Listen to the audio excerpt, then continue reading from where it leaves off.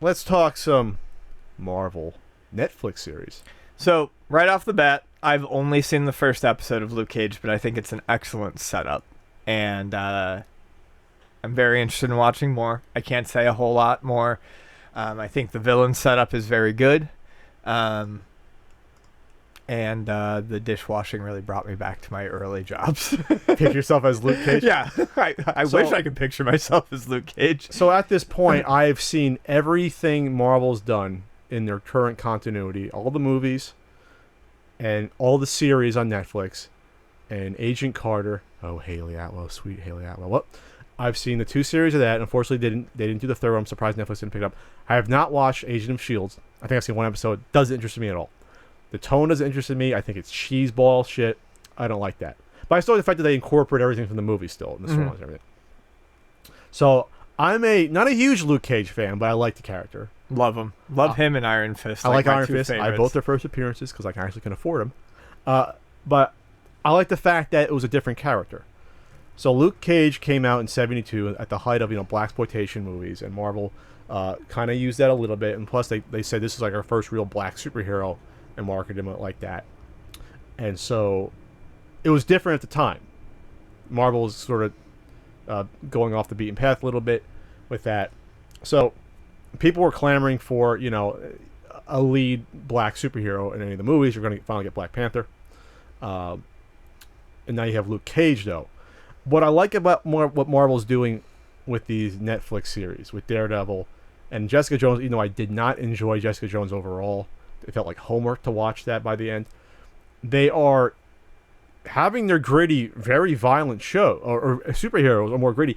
They're confining them to these series, which is fine. It gives them a chance to appeal to a broader audience, because these would be R-rated if Daredevil would be hard R-rated. Yeah. If it was a movie, Jessica Jones would be R-rated. This would be R-rated, or really hard PG-13. But these wouldn't make a Luke Cage movie wouldn't make a ton of money in theaters. Right. Jessica Jones would. Daredevil might, but they're confining them to Netflix. They're making them longer episodes. Story arcs are longer, more nuanced with the characters. So they're doing a good job. With that said, I have not read any of the new Luke Cage stuff. I'm basing my thoughts on the 70s Luke Cage. Most of the stuff I've read. So Mike Coulter plays him. I think he does a good job playing him. I do not like how Luke Cage, though, is portrayed in these series versus what I'm used to. Maybe they softened him. He seems really reserved and softened up versus what I remember. Maybe that's how they changed the character over the years. But I remember him being a more, not aggressive, but more overtly just talkative and loud back in the day. Maybe they softened him up. Maybe they figured that couldn't carry on. They have a little, I mean, just talking from a comic perspective, because like I said, I'm only an episode in, especially these days, and I've found it to be true, especially with Iron Fist and Luke Cage. Totally depends on who's writing them. Okay. Totally depends on who's writing them.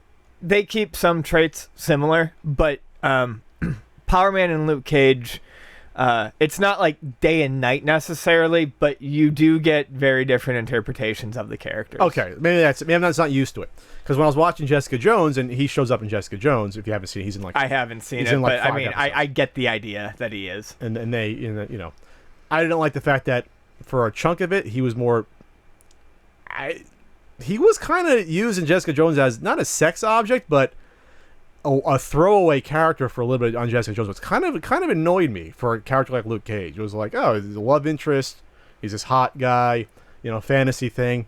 But then they used him a little bit in the plots, but it was sort of like, it kind of rubbed me a little bit the wrong way, but I understand they had to introduce him. That was the best way to do it without having him totally overshadow Jessica Jones.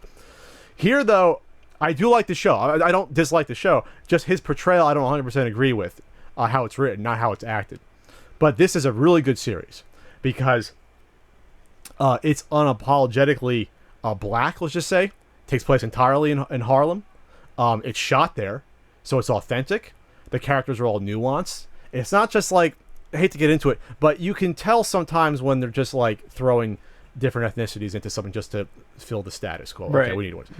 This is like 95% a black cast, but it's in Harlem. Of course, it's going to be Right. So no one should complain. I really haven't seen any complaints. I saw one idiot on one episode said, "Oh, this show was too black for him" or something. It's like, what do you expect it to be? It's Luke Cage. It's basically was formed in a blaxploitation era, which isn't what the show is. This show Right. is. So they evolved that, and it's in Harlem. But it's like, as you'll get into it, no spoilers. It's a crime drama, though. Yeah, no, I could tell that from the first episode. And I'm very excited about that because I love crime drama. This isn't a like super villain of the week show. Right. This is like this. There's a lot of elements to this show. Again, there's two main villains, maybe a third one, and without giving too much away, the villain's very nuanced. Cottonmouth. Okay, yeah. Cottonmouth, who's played by Mahershala Ali. His portrayal is fan-fucking-tastic. I liked him from Word Go. There's certain actors that just command the screen with their presence, with their charisma. Yeah. He's that guy. Okay. Where he's just like, okay, you have to pay attention to everything he does.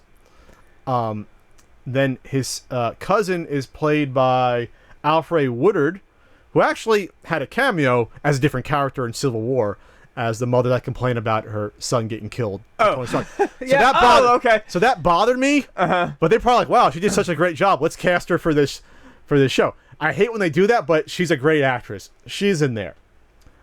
Simone Missick plays Misty Knight, who's I guess a more minor character from the comic. Yes.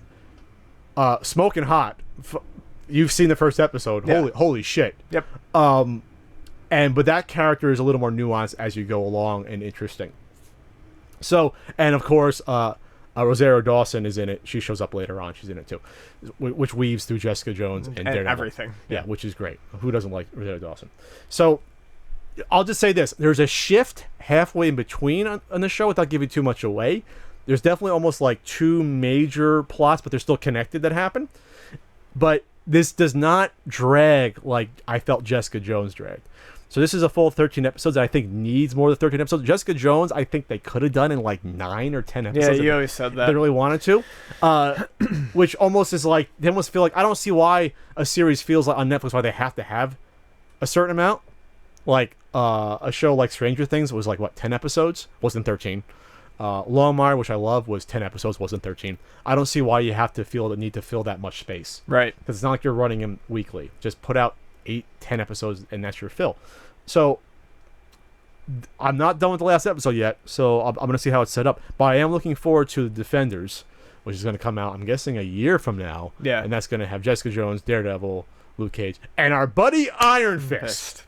And that teaser trailer just dropped. Ian, you explain what happened in that teaser trailer real quick. It just because Ian was giddy as a schoolgirl watching the trailer in front of me. Iron Fist is one of my absolute favorite Marvel characters. I mean, really, my favorite Marvel characters probably lies somewhere in the X-Men, but I kind of hold them separate. Iron Fist is my favorite Marvel character. One of my favorite. Number one or top 5, top 3? Probably number 1. Wow. Wow. Yeah, very, very close, if not number 1. The Fraction Asia run of Iron Fist is, I think, one of the best things Marvel's done in a decade, if not a couple decades. It just shows him training, getting his tattoo, kicking some ass. Some martial arts ass. It's a very, very short trailer, but literally I watched it right before we started the podcast, and I was squealing. And I tell you what, Ian's reaction made me feel better because I've been feeling like shit the past few weeks, and seeing your kid reaction, I made me feel better. I was like, wow. I was literally transformed into a child again just watching it. I can't fucking This is why I'm looking forward to Iron Fist, because besides being a cool character, I'm hoping to see the team up with Luke Cage at some point as a series, because they are buddies. Because that's the one thing about the show, that this season of Luke Cage isn't Heroes for Hire. It's just Luke Cage hanging out in Harlem fighting basically the bad guys. Right. Which is okay, but I'd like to see it change to a Heroes for Hire thing. Cage needs his buddy. He is kind of bland by himself, Cage. A little Cage bland. needs his buddy. And they are opposites, kind of. I mean, they're not always together, but I mean, when they are, that's But you don't want good you don't stuff. see this Harlem yeah. big guy and a martial artist, Yeah. more smart ass together. You want to see that dynamic, that Yes, you peanut do. butter and jelly. God, I'm so happy. Here's the one thing I forgot to bring up about Luke Cage though that is going to be more apparent in Iron Fist is that you can hurt Iron Fist. Yes. He's closer to Daredevil, where Daredevil gets his ass kicked. You can definitely hurt Iron Fist. Kind of hard to beat up Luke Cage, which is the one element of the show that I think is the only thing is that there's no dramatic tension to these fight scenes. There's no moment like in Daredevil in the first one fight happens in the both seasons where they're long extended one shot fights. In Daredevil season 1, it's the in season 1 I haven't the seen hallway season fight. 2, but in season 1 it's the hallway fight. in season 2 he fights off a motorcycle gang, and it's brutal. Like, and no, it's always brutal. Like, Daredevil almost dies in both seasons. Yeah. From his injuries. That's why you have the night nurse. You have Rosario Dawson's character, Claire Temple, help him out. And you get to see sweet Rosario Dawson. But kind of hard to do that with Luke Cage. You know, at the end of an episode, Luke Cage is going to walk in and see bullets bounce off him, and he just deals with these guys, and it's like, okay. They do solve that somewhat.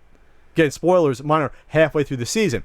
They find a way around it. But again, overall, though, if 90% of Luke Cage's fights, you know he's going to win, it's kind of hard to root for a superhero in like that. In that arc that I talked about, that's so fantastic, that Iron Fist arc, Luke Cage is very minimally involved in the beginning, but it's to save Iron Fist's ass as he's almost dead, drags him back to Luke Cage's apartment, and they're sitting there chilling as Iron Fist is like hanging on to life, and they're surrounded by like takeout Chinese boxes. It's one of my favorite panels in a comic ever. It's just, it's fantastic. But that's the point, though, is that like Spider-Man is more powerful than Luke Cage, but Spider-Man can be killed easily. Yeah. He can be shot and killed. Luke Cage can't. Right. So it's hard. It's like you need someone super powered to match up more easily with Luke Cage to give him a chance. While Spider-Man, you have some tension at least just fighting off robbers because they can shoot and kill him.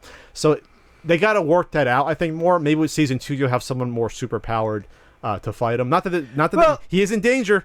Suppose he is in danger in season 1, but they got to work up to that though. Well, another way around it is to give him, like I said, if Iron Fist is more involved, give him someone he cares about To protect, maybe, which at least gives you an emotional thing to work with. Maybe they'll work toward that towards the season 2 of both. They'll just combine it. Yeah. And I'll be like, Eden will be like, ah! Yeah, I will take a day off. What a time to be alive.